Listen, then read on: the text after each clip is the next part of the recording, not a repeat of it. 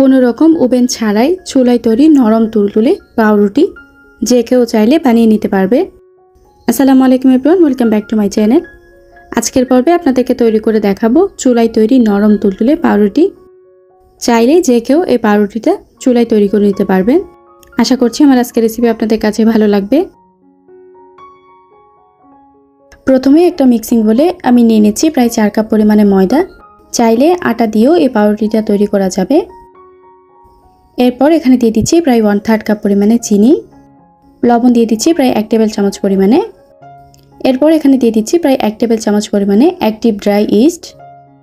এখন এই সবগুলো শুকনো উপকরণকে একসাথে খুব ভালোভাবে মিশিয়ে নিচ্ছি।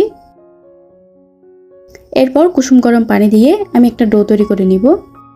পানিটা একবারে দিচ্ছি না, অল্প অল্প পানি দিব আর ডোটা তৈরি করে নেব। একসাথে যদি অনেক বেশি পানি দেওয়া হয় তাহলে কিন্তু এই ডোটা অনেকটাই নরম হয়ে যাবে। এরপর সব কিছুকে একসাথে মিশিয়ে খুবই সফট একটি ডো তৈরি করে নিচ্ছি।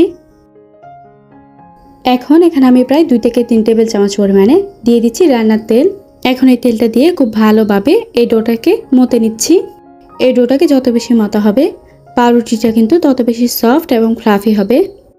আমি খুব ভালোভাবে এই ডোটাকে মতে নিয়েছি। আমাদের ডোটা কিন্তু তৈরি হয়ে গেছে।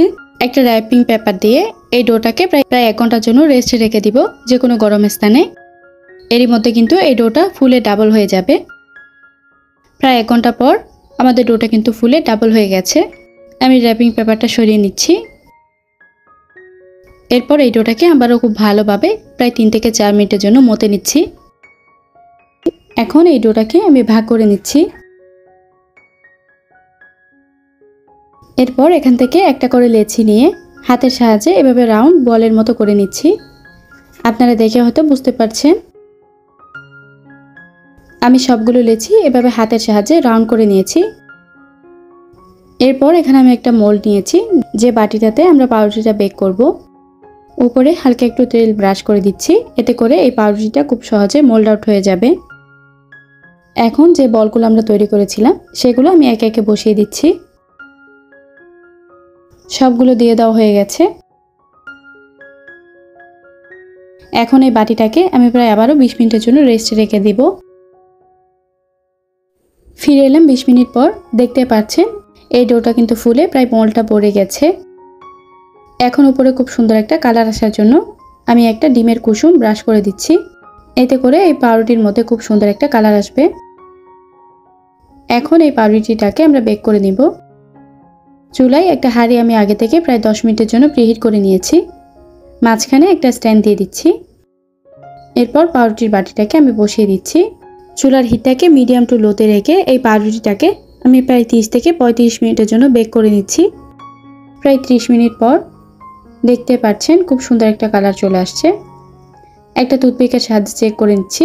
টুথপিকটা ক্লিন এসেছে, তার মানে পাউরুটিটা বেক করা হয়ে গেছে। উপরে একটু বাটার ব্রাশ করে দিচ্ছি, এটা অপশনাল, আপনারা চাইলে স্কিপ করতে পারেন। হালকা ঠান্ডা করে নিয়ে এই পাউরুটিটাকে আমি মোল্ড আউট করে নিচ্ছি। আপনারা দেখে হয়তো বুঝতে পারছেন এই পাউরুটিটা কত বেশি সফট এবং ফ্লাফি হয়েছে, একদমই নরম তুলতুলে।